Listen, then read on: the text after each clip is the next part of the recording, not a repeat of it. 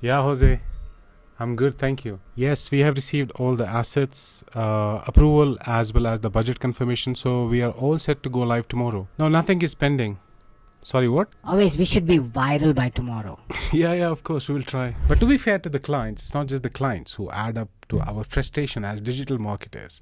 So here are my 20 top list of problems which every digital marketer has to face. If you haven't faced any of these, don't worry, they're coming your way too. Clients asking to go viral. Whenever a client asks me to go viral, to be honest with you, I just want to tell them, yeah, sure, let me call my cousin who works at Department of Virality. Hello? Yeah, we need a viral.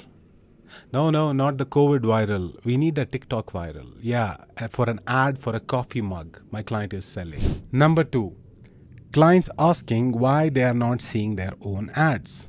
Because you're not the target audience, stupid Joe. Or, I'm so sorry if Meta thinks that you're too cheap or poor to buy an expensive vacation which you guys are selling. Or, maybe Meta thinks that you just do window shopping.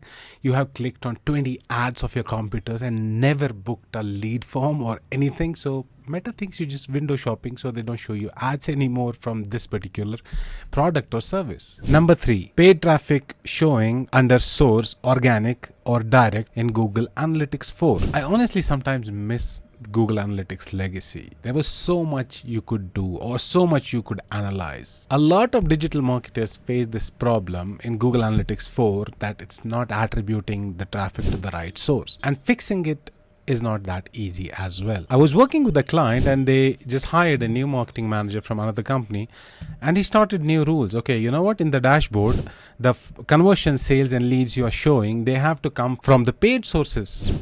And I just wanted to tell him, no, it's GA4 problem. Your analytics is not set up properly and it'll take a lot of money and people to do it. Either give us the money, we'll fix it. And I told him in a very subtle way, what do you think?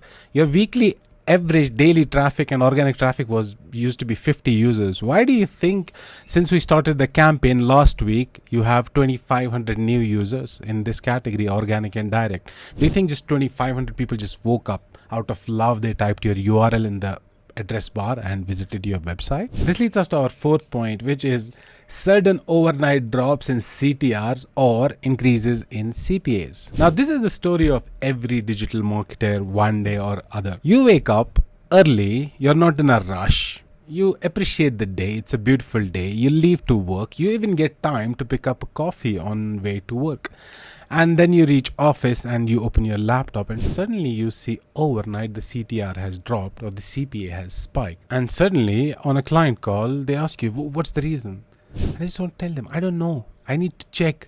Is it the competition? Is it the creative? Or is it just the algorithm just woke up grumpy today? I don't know. I need time to analyze this. But whenever this happens, my only advice is clear the schedule for the rest of your day, because this is what you'll be doing the whole day. This leads us to number 5, which is Google asks to confirm identity for a $1 increase in budget. I don't know, whenever you are in a rush, you have to make changes or budget pacing, and you just need to make minor changes in the budget, and out of nowhere Google says, no, you need to verify your identity because you made $1.05 change in your daily budget. I know it doesn't sound like a big problem, but when you have to do it for like 6 campaigns just before the meeting, it's a problem. And this leads us to our 6th point, which is the moment you click on payment methods in Meta ads. Like Google, Meta also has a problem. Whenever you click on something like payment methods because you just want to see why the campaigns have paused or whatever, have we reached the campaign budget limit, or which card is the money being spent from, and the moment you click on it and Meta suddenly says that we need to verify it is you, and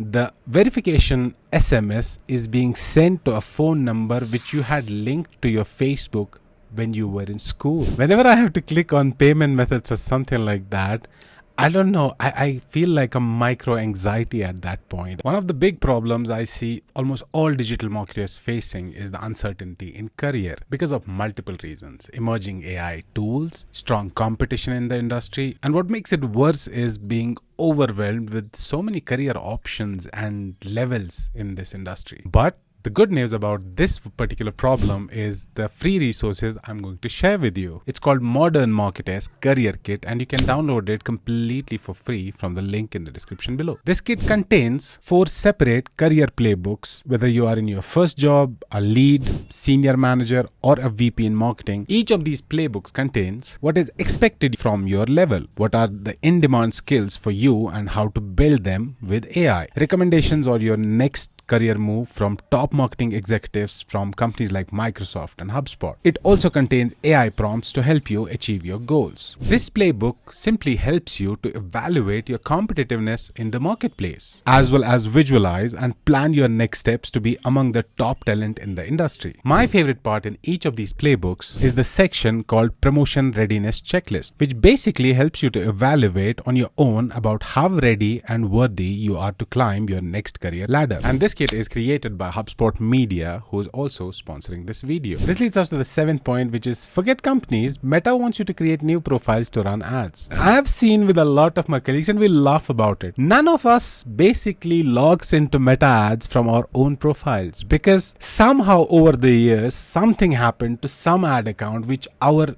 profile was linked to, and we all have been restricted from advertising on Meta from our profile. And if you have not been there yet, trust me, once your profile is restricted for advertising, no matter what connections you have at Meta support, or you have a dedicated account manager, nobody can save you. This leads to our next point, which is test ruined by limited data. Now, I know everyone wants to do tests, A/B tests, or you want to do incrementality tests and whatnot. And for certain kind of tests, we sometimes have to sacrifice certain things. For example, if you are running geo tests or conversion lift studies, sometimes you need to pause your campaign for a while, or you need to not change budgets during the test or a few days before the test. And after you do all of this, you convince your client or your company to do all of this, and after 28 days Google reps or Meta reps come back to you and say the confidence level in the test results is low, which means it was a failed test. We can't say what the results are. And this leads us to our next point, which is accidentally answering a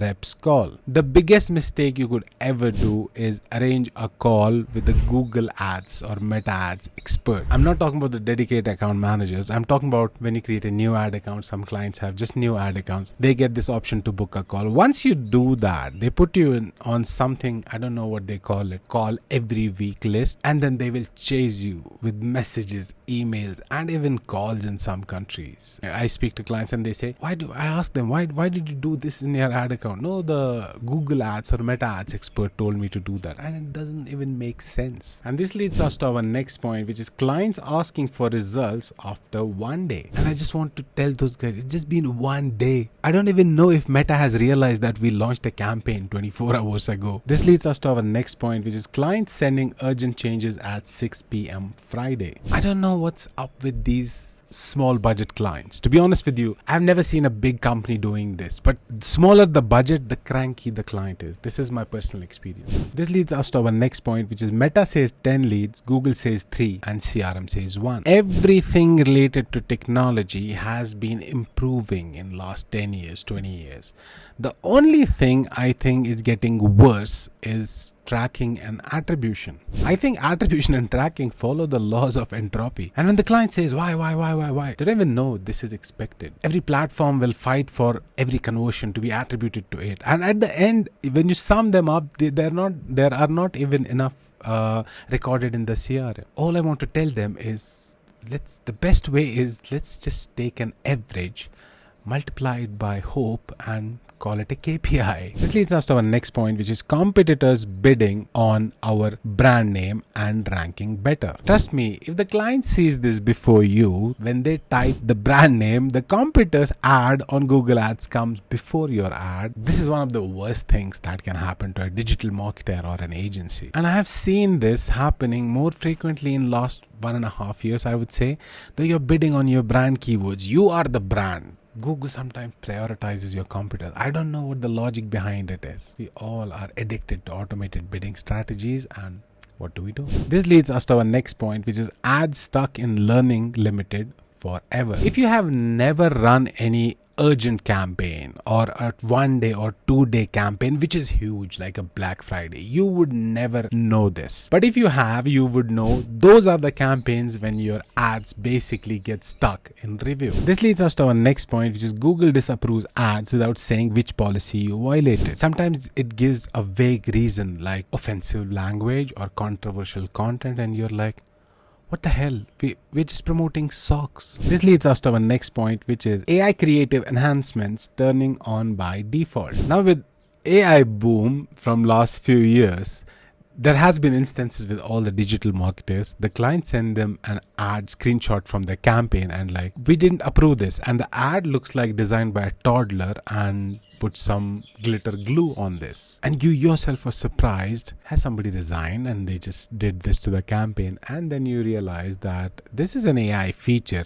which is turned on by default for all campaigns. And trust me, with these kind of default features enabled for everyone, we once ran a remarketing campaign with audience expansion on Google Ads for months. And this leads us to our next point, which is clients asking to improve optimization score. Now, you know those kind of clients who think they are smart, but they are not. And like every day they don't have anything to do because you do all of their job. And one day they just suddenly decide to log into the ad account, let's say on Google Ads, and they see the optimization score is 87% and there are 6 recommendations Google recommends we haven't applied, and they ask you, why is our optimization score low? I just want to tell them, these recommendations don't even make sense. You have an e-commerce website, Google is recommending to add a call extension. What do you want us to do? This leads us to our next point, which is make it pop. Do you know those kind of clients who justify their job to the management CC'd in the email by